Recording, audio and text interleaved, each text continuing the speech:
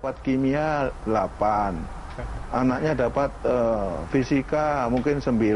Dibanggakan kalau masuk jurusan IPA. Jarang bertanya, kamu itu belajar kimia, belajar fisika senang apa tidak, kan gitu. Nah, sebetulnya senang ini dulu yang harus ditumbuh kembangkan. Baik, Pak Sudiono dan juga Pak Ismunandar, sebelum kita membahas lebih jauh, khususnya nanti kami akan mengulas lebih jauh bagaimana sistem ini menginspirasi para pengajar dan juga anak didik. Tapi kita akan membahasnya setelah jeda pariwara berikut ini. Saudara, kami akan kembali usai pariwara berikut ini untuk Anda.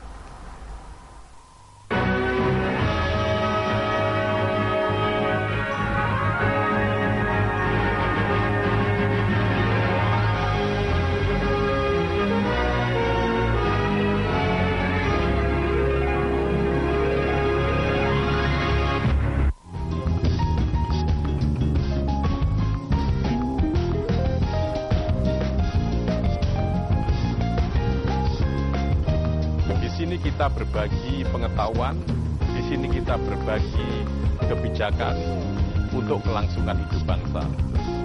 Sugeng Saryadi Syndicate setiap Senin pukul 21 hanya di TVRI.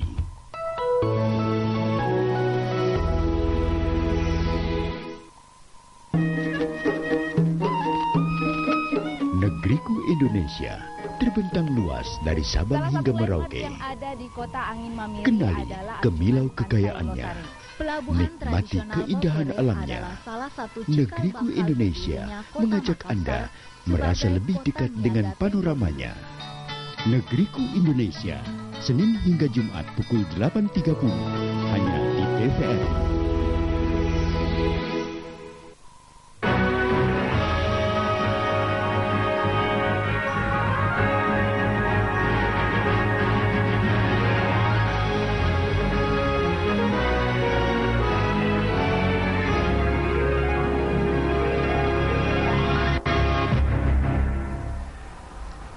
Baik saudara, kembali Anda menyaksikan Dialog TVRI. Kali ini kami mengupas tentang publikasi dan sosialisasi program Semiokitabin Science atau PRICE. Bagaimana sistem ini memberikan inspirasi pada para pengajar dan juga berimbas output yang baik juga bagi para anak didiknya.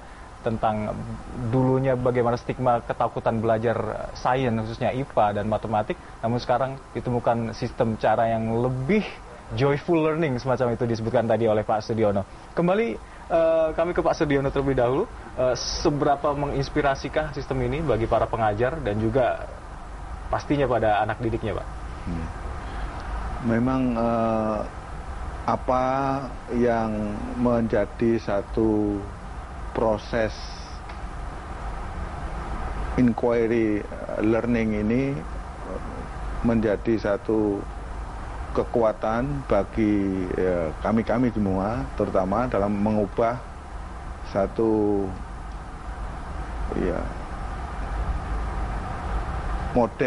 model pembelajaran yang saya kira tadinya itu tidak melibatkan anak-anak dengan seluruh dimensi daripada anak itu dia terlibat. Jadi bukan hanya pikiran, tetapi indera, perasaan, semuanya itu menjadi satu bagian yang holistik. Dia menyatu sehingga ini akan membangun kekuatan yang besar untuk memberikan inspirasi, bukan hanya dalam dimensi niat yang dari dalam, tetapi juga diwujudkan dengan proses yang itu tadi. Dan hasilnya memang anak-anak didik khususnya lebih fun belajar. Tidak ada sama sekali ketakutan belajar. Sekarang contohnya itu ya, kita ini di negara-negara yang itu begitu. Nah kalau kita mau begitu, kita mesti seperti mereka. Mesti itu. Karena memang ini sudah terbukti bertahun-tahun, berpuluh-puluh tahun, mungkin beratus-ratus tahun ya, Pak ya. Ya kan? Jadi memang ini inspirasi yang saya kira melalui kurikulum dengan scientific approach ini menjadi keyakinan kita. Kalau ada yang belum yakin dengan ini, ya ini yang harus diyakinkan itu. Menginspirasi. Ya. Saya melihat buku yang dibawa Prof. Ismunandar lebih dekat dengan zat semacam itu, Pak. Ya. Artinya belajar bagaimana senyawa-senyawa kimia atau apa tidak melulu menghafal senyawa yang berapa puluh semacam itu. Iya. Jadi memang sebetulnya yang kami bikin ini ya, ada contoh bukunya ini.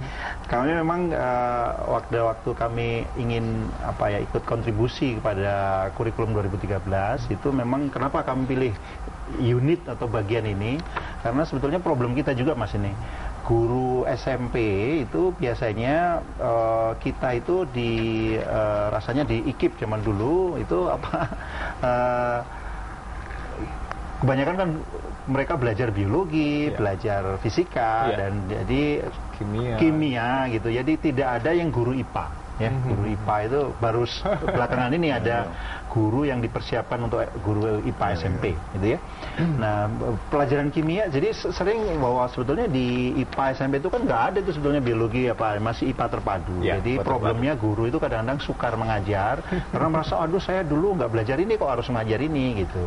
Jadi ketika kami memilih unit itu guru kimia itu biasanya di SMP menurut Pak Sudiono ini data-data di Kemendikbud kita itu guru kimia di SMP itu susah sekali. Dan tapi di kimia di SMP harus diberikan juga gitu.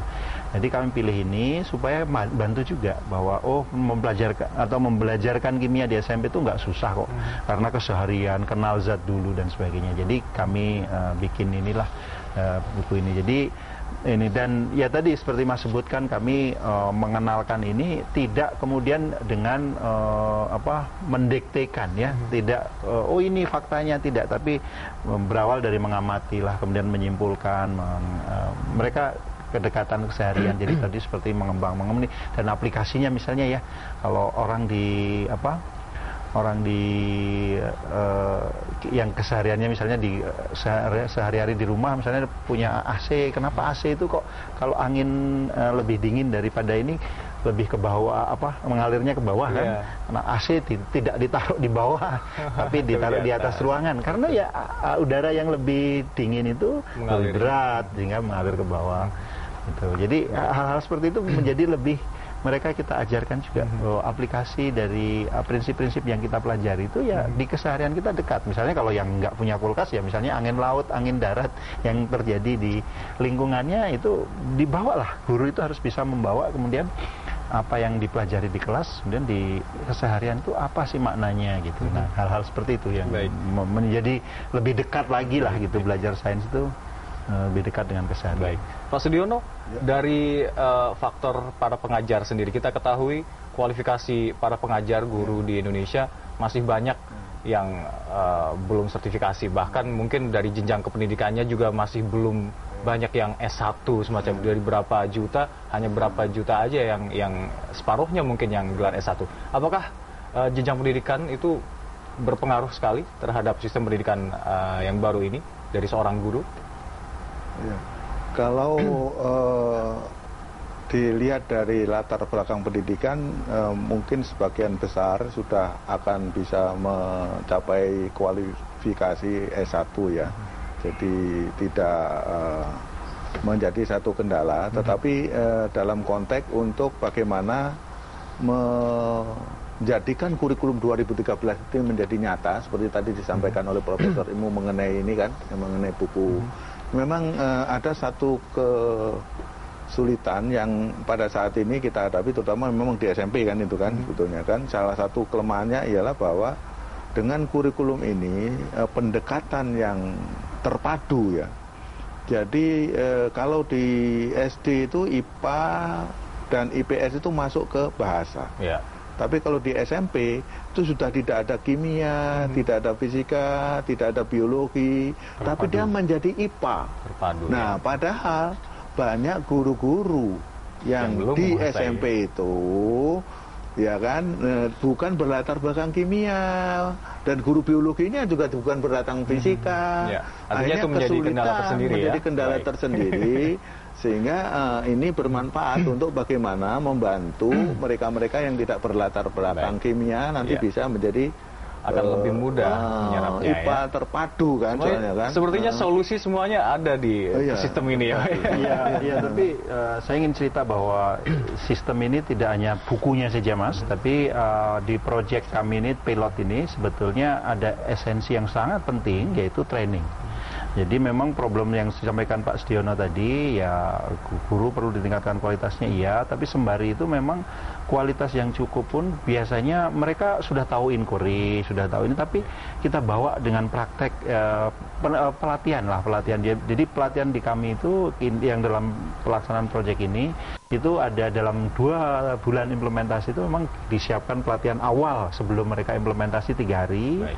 Kemudian ada pelatihan tengah dan ada pelatihan akhir, refleksi akhir. Baik. Itu. Tapi kemudian juga perlu pendampingan. Jadi tim kami ke sekolah gitu mendampingi tiap minggunya. Jadi ini penting juga bahwa memang, dan mungkin ya sistem yang dulu MGMP dan sebagainya diaktifkan lagi itu sangat penting ya. Jadi bahwa mereka saling share, guru itu saling belajar satu sama lain. Di penghujung diskusi kita kali ini mungkin sangat singkat nih, mungkin dari Prof. Ismunandar dan juga Pak Dr. Sudiono ingin memberikan catatan di penghujung diskusinya.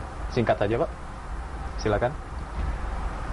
Terima kasih dan Alkaf, para pemeriksa TVRI yang kami hormati, Bapak Ibu guru, kepala sekolah, pengawas, para orang tua dan semua yang menyaksikan acara ini. Kami mengajak semuanya untuk bagaimana kita menjadikan satu desain kurikulum 2013 ini sebagai satu keyakinan kita, tekad kita untuk mengubah satu anak-anak yang pada saat ini belajar IPA takut menjadi belajar IPA yang menyenangkan, mengasihkan, mencerdaskan dan menguatkan.